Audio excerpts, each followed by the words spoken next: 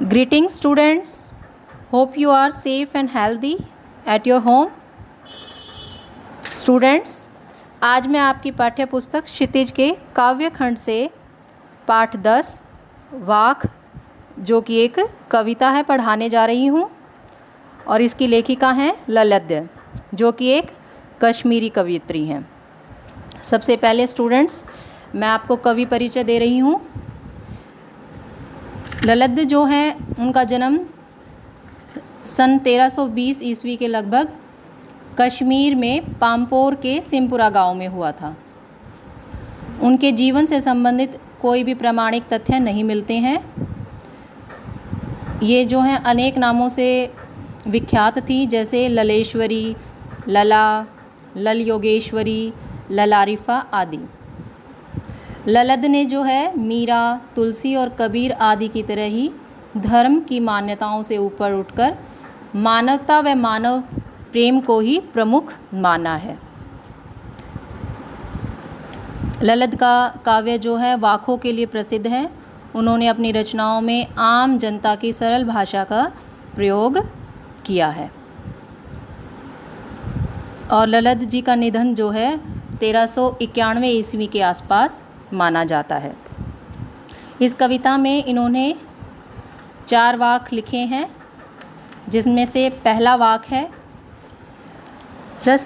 रस्सी कच्चे धागे की खींच रही है नाव, जाने कब सुन मेरी पुकार, करे देव भव सागर पार। पानी टपके कच्चे सकोरे, व्यर्थ प्रयास हो रहे मेरे, जी में उठती रह हुक, घर जाने की चाह है घेरे। प्रस्तुत वाक में जो है कवित्री ने परमात्मा की प्राप्ति के लिए सांसारिक प्रयासों को व्यर्थ बताया है।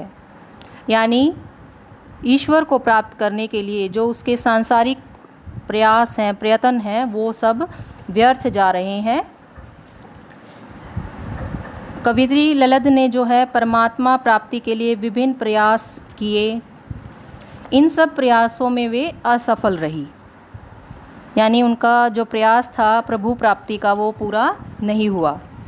कवित्री जो है अपनी जीवन नैया को कच्चे धागे से बनी रस्सी से खींचने का प्रयास कर रही हैं, पर वो सफल नहीं हो रही है। पता नहीं ईश्वर जो है उनकी पुकार को कब सुनेंगे और उन्हें इस भव सागर से पार कराएंगे, अर्थात उन्हें इस जीवन से मुक्ति प्रदान कराएंगे।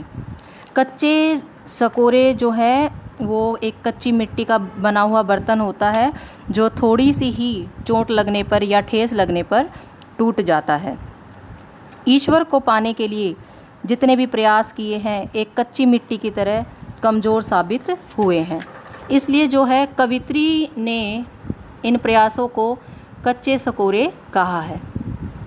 वह माया मोह के जाल में फंसी हैं, यानी सभी व्यक्ति जो है इस संसार में आके माया मोह में फंस जाता है और वह अपने वास्तविक उद्देश्य को भूल जाता है, जो कि उनका प्रभु प्राप्ति का उद्देश्य है, वो भूल जाता है।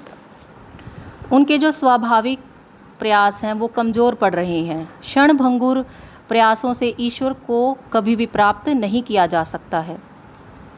सांसारिक प्रयास जो हैं स्थायी नहीं होते हैं कभी भी ईश्वर प्राप्ति के लिए, तो उनके सारे प्रयास जो हैं वो बेकार सिद्ध हो रहे हैं, क्योंकि उनके जो प्रयास हैं वो सांसारिक हैं, क्षणभंगुर हैं, जिसके कारण जो है वो प्रभु को प्राप्त करने में असफल हो रही हैं। ये जो सहारे हैं व्यक्ति को सांसारिक मोह माया के जाल में उलझाने लगते हैं। तो कवित्री जो है सांसारिक भव बाधाओं से छुटकारा पाकर ईश्वर को प्राप्त करना चाहती हैं, प्रभु को प्राप्त करना चाहती है, परंतु मोक्ष प्राप्ति के सभी मार्ग अवरुद्ध हो गए हैं, रुक गए हैं और रह कर उनके मन में मोक्ष को प्राप्त करने की हुक उठती रहती है। कहने का मतलब है कि संसार जो है एक भव सागर है और जीवन को एक नाव के समान बताया गया है। जीवात्मा यानी आत्मा की इच्छा होती है कि वह अपने प्रियतम यानी कि प्रभु के घर जल्दी से जल्दी पहुंच जाए, लेकिन मुक्ति के सभी प्रयास निरर्थक, बेकार सिद्ध हो रहे हैं। दूसरा वाक्य है, खा खा कर कुछ पाएगा नहीं, न खाकर बनेगा अहंकारी, सम खा तभी होगा संभावी, खुलेगी सांकल बंद द्वार की। प्रस्तुत वाक्य में जो है मनुष्य को समभावी बनने के लिए प्रेरित किया गया है, अर्थात दुख और सुख में सभी में जो है उसे समान भाव से रहने के लिए कहा गया है।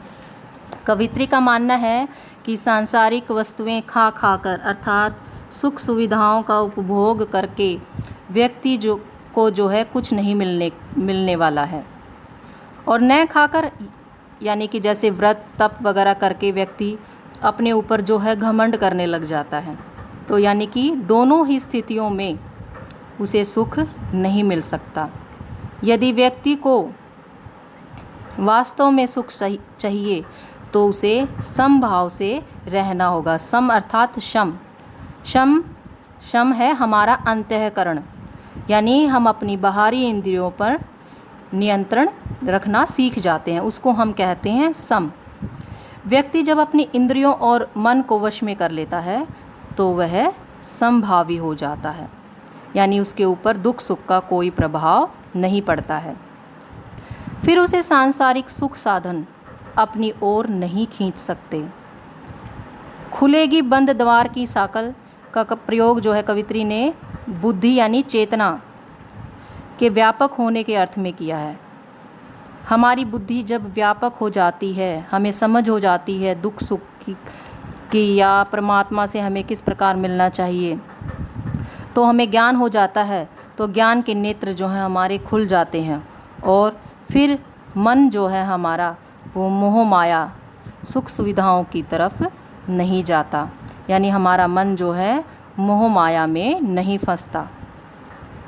कहने का मतलब है कि व्यक्ति को समभावी बनाने के लिए इस वाक्य में कहा गया है, और यह तभी होगा जब व्यक्ति अपने मन और इंद्रियों को वश में रख सकेगा, और तभी उसको मुक्ति का मार्ग सुगम मिल सकता है।